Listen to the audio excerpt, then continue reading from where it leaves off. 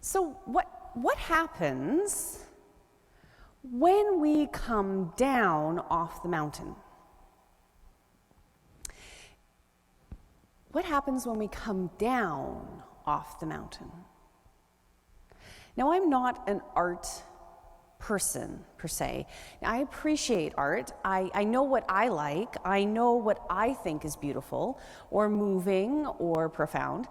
And I can usually follow when someone else tells me, tries to explain why some particular piece of art is special. But I couldn't come up with that myself. But one day, some very nice women, who I think were art people, who I knew a very little bit from church, decided to go to the Group of 7 exhibition at the Vancouver Art Gallery, and they asked me to go with them. And for whatever reason that day, even though I didn't really want to go, I think I was all of 21 or 22 or something like that, I said yes. And we walked, and as we walked, I admired the paintings. I read the little cards beside the paintings. But mostly, I spent a lot of time waiting for them to be done, because I looked, and I saw, and I was ready to move on. But then, we came to a painting by Emily Carr. It was a picture of trees. There might have even been 3 trees, I don't know. And the wind was swirling around those trees. The wind was pulling the trees inward into this little space in the middle. And for a moment, just a quiet moment in time, it was like I was right there in that grove of trees, the wind swirling around me. I could feel it pulling me closer, inward and outward at the same time. It was a moment of holiness, an unexpected, unexplainable, deep connection. God grabbed me in that moment, a moment that pulled me onto the mountaintop and connected me and grounded me in deep love. It was only a moment. And then the group of women I was with moved on, because that particular painting didn't grab them in the same way. It was a mystical experience, a mountaintop moment. These moments shape us, moments of clarity, of joy, of peace or gratitude, holy moments that swoop in when we need them. When have you had a mountaintop experience? Now, sometimes they're clear as day, a lightning bolt from God, but sometimes they're not always that obvious. They're quieter, more subtle. Someone calls us right when we needed it. Someone unexpected listens to us. We look up and we see an eagle circling above us, or out at a view that grounds us. Maybe it's as simple as someone buying our coffee when we're in the drive-thru, that someone we never even get to see. Subtle moments, but all holy. These moments that take us up to the mountain. So when have you had a mountaintop experience, a holy moment, a thin space, a time when God was so fully present that it was like you could just reach out and grab God? Or in fact, God had reached out and grabbed you. And what happened after? These mountaintop experiences, these moments, both clear and holy and quieter and profound, change us. They transform us, transfigure us. But what if they're actually about coming down off the mountain? Today, we celebrate the Transfiguration as we are preparing to move into a different season. When we return next week, it will be Lent, and we'll be back down from the mountain and, in fact, out in the wilderness. And to prepare for that journey, to prepare for Jesus, to prepare the disciples for their journey, and to prepare us to follow, we start by going up on top of the mountain. We start on the mountaintop.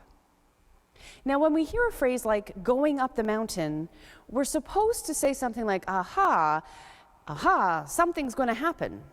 Because going up to the mountain is like a biblical code, but not a secret code, more of like an inside reference. When someone goes up the mountain, we're supposed to instantly understand that holiness is afoot. We're in for a transforming and a transfiguring moment. You go up the mountain to meet God, to be closer to God. Moses goes up the mountain to talk to God face to face, and he glows. He is transfigured in the encounter. And then he comes down with the 10 Commandments. Jesus and his disciples go up the mountain, and instantly we know holiness is afoot. And we already know something is going to happen, something amazing. And it does. Moses and Elijah come and meet with Jesus, and they all glow. They are transfigured. They radiate with the divine love of God. And the disciples, taken by surprise, because they aren't really as clued in as we are, at least to that code, realize that this is more wonderful than they could ask or imagine. The disciples are both amazed, invigorated, and absolutely terrified. This amazing thing is happening very unexpectedly right in front of them, and they're desperate to do it right, to say the right thing and do the right thing, to keep it going and to hold on to it. And so they respond in this very human way and say, let's build some tents. Let's stay here on the mountain. Let's have this holy moment. Let's live here. Let's stay here. And of course, they've missed the point. They're very human.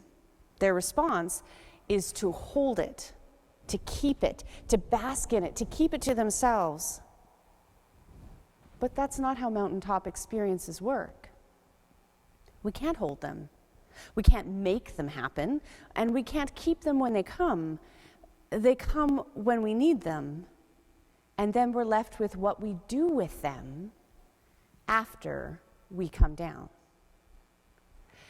Mountaintop experiences, these experiences that come in unexpectedly, these holy moments of clarity and love, can't really be held because they're gifts. We're given them, and then in fact, I think we're invited, we're transfigured by them, and then we are invited to go back down the mountain, but to go back down the mountain changed. Instead of holding them, staying with them, pitching our tent on the top of the mountain, we're invited to go back down the mountain into the world and then to share them by living into them. So what happened after your mountaintop experience? How did you come back into the everyday of your life changed, transformed, transfigured? When I teach confirmation classes, which I love to do, I start by asking the participants to bring a picture that reminds them of God, that says something about who they understand God to be, who they understand Christ to be, who they understand the Holy Spirit to be, who God is, this triune God, in their lives. Not just when they're at church, but the whole of their life. And then we talk about it. It's a great exercise. The picture I bring is the one I saw that day 25 or so years ago. That's the picture I bring. And the truth is, I've actually never really figured out what picture it was, because Emily Carr painted a lot of pictures of trees and wind. I know I've looked. So I find one that I think looks like the picture, because I can't go back and hold that experience, have it again. And it might be that I've seen that picture many, many times since, but the moment is past. And so I do my best. And I describe that experience. But every time I feel the wind, every time I see the wind swirling, I'm reminded of it. I'm reminded that God is ever near, that Christ is around me, pulling me closer to the world, to others, blowing through and changing things. It's a very tangible reminder of the sacredness of the world. And now that I'm down the mountain, this experience I had 25 years ago continues to shape how I live here. It shapes my understanding and my deep feeling of connection with the earth and the people and the creatures who live here. The wind just has to blow, and I feel it in my breath, in my very being, and then that changes how I move forward.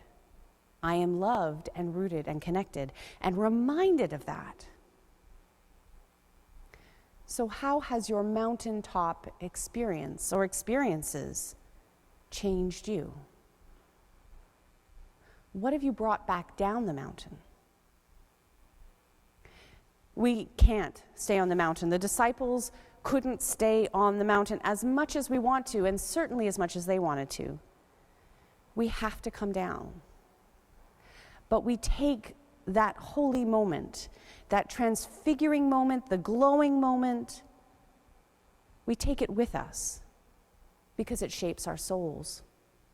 It makes us glow, if only for a little while, because to encounter God is to be changed. They come down, but they come down different, more able to journey the path that is waiting for them. How are you being invited to come down off the mountain, but to take that holy moment, transfiguring moment, with you into your living? And how, as we approach another strange Lent, are your mountaintop moments shaping you for our path ahead? Amen.